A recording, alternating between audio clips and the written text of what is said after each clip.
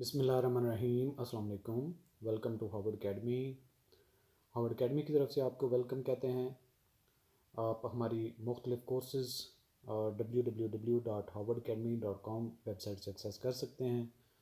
और मज़ीद कोई भी आपको इन्फॉर्मेशन हो तो आप हमें व्हाट्सएप यहाँ पे नंबर मेंशन्ड है उससे कम्युनिकेट आसानी से कर सकते हैं।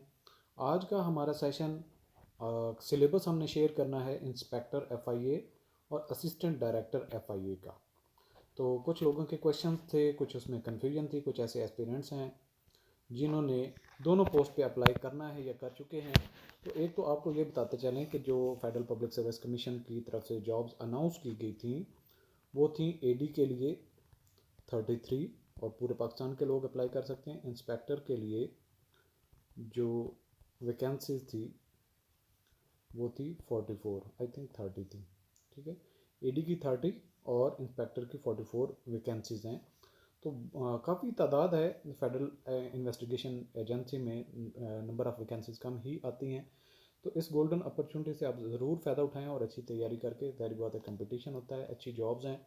इवन के जो CSS में एलोकेट नहीं हो पाते वो भी FIA को ही तरजीह देते हैं कि यहाँ पे जॉब अगर गवर्नमेंट की करनी है तो कर लें।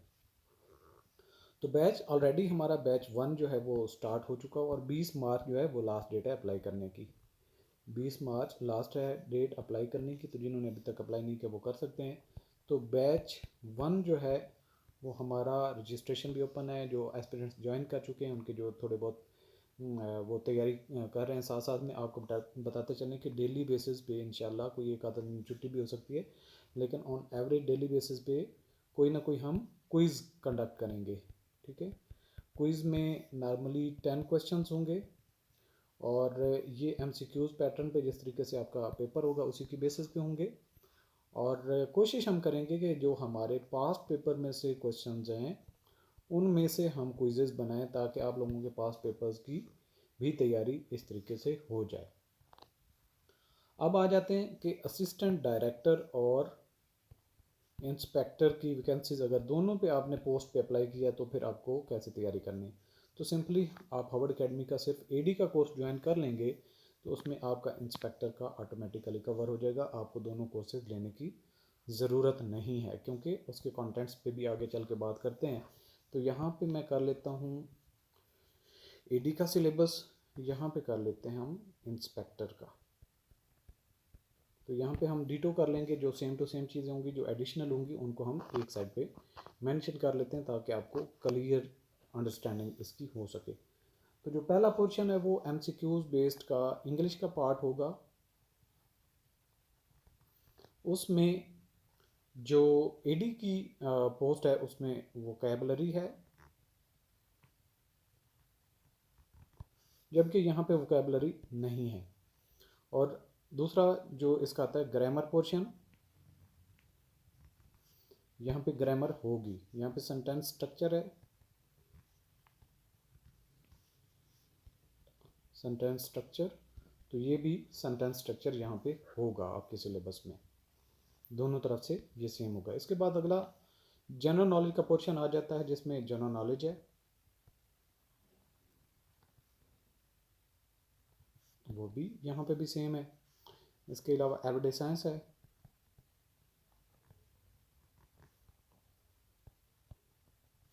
वो भी सेम है। बेसिक अरिथमेटिक है,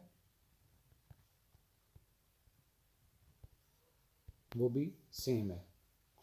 और बेसिक अरिथमेटिक में आ गया अलजबरा है, रेशोज़ हैं, इनको हम मज़ीद लेक्चर्स कुछ इस पे ऐड करेंगे। परसेंटेज है, और इसके अलावा अरिथमेटिक मीन्स है, अरिथमेटिक मीन्स। तो ये सारे के सारे कंटेंट्स सेम टू सेम है, कोई डिफरेंस नहीं है। इसके बाद आ जाता है जी अगला पोर्शन करंट अफेयर का, और ये नॉर्मली प्रीवियस 2 इयर्स को कवर करता है। तो ये भी यहाँ पे सेम है। और यहाँ पे अगेन एक एडिशनल चीज़ है, FIA एक्ट 1974।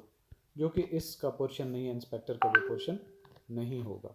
सो इस तरीके से आपका सिलेबस है। अगर आपने एडी और इंस्पेक्टर दोनों पे अप्लाई किया है तो सिर्फ और सिर्फ एडी के कोर्स को ज्वाइन कर लें। अगर आपने इंस्पेक्टर के कोर्स को ज्वाइन किया है तो, या सिर्फ उस पर अप्लाई किया, तो इंस्पेक्टर का कोर्स तो डेफिनेटली आप लेना ही है। और आप बात करें हार्वर्ड एकेडमी जो है, इन्फ्लेशन रेट और महंगाई हर चीज़ की एक ज़री बात है, एक बहुत जो चीज़ें हालात ऐसे ही हैं, तो हार्वर्ड एकेडमी जो है इसने कोई फीस में हाइक नहीं किया।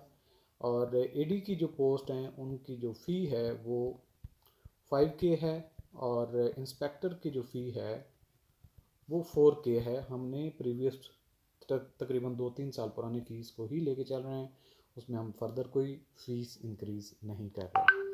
तो आप हमारा कोर्स ज्वाइन करने के लिए हमारी वेबसाइट www.harvardacademy.com विज़िट कर सकते हैं। डेफिनेटली कंपटीशन एक हाई होगा, सो इसलिए आप अच्छे तरीके से तैयारी करने के लिए इन टाइम कोर्स को ज्वाइन कर सकते हैं, जिससे आप हर चीज़ को आसानी से कंसेप्चुअली ग्रिप कर सकें।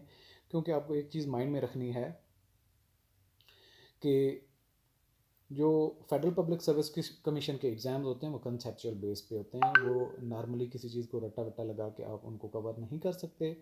तो आपने चीज़ों को कंसेप्चुअली ग्रिप करना है, उन पर प्रैक्टिस करनी है। स्पेशली मैथमेटिक्स और इंग्लिश की बात कर रहा हूँ। बाकी करंट अफेयर्स वगैरह के लिए न्यूज़पेपर वगैरह को भी आप टाइम टू टाइम उसको डेली बेसिस पे तकरीबन 1 आधा घंटा दिया करें, और वक्तन फ़वक्तन जो अपडेट्स होती हैं उनको भी देखा करें। और भी बाकी जो करंट अफेयर्स के जो उनके करंट इश्यूज़ के ऊपर वीलॉग्स होते हैं मुख्तलिफ सहाफ़ियों के, उनको भी आप देखते रहिए, जिससे आप लोगों को सारी चीज़ों की इन्फॉर्मेशन से आप अपडेट रहते हैं। बाकी जो बाकी पोर्शन है, जैसा कि इस्लामिक स्टडी पाकिस्तान स्टडी भी है इसका पोर्शन का हिस्सा, तो उसको भी आप फोकस कर सकते हैं। Thanks for watching. अल्लाह हाफिज़।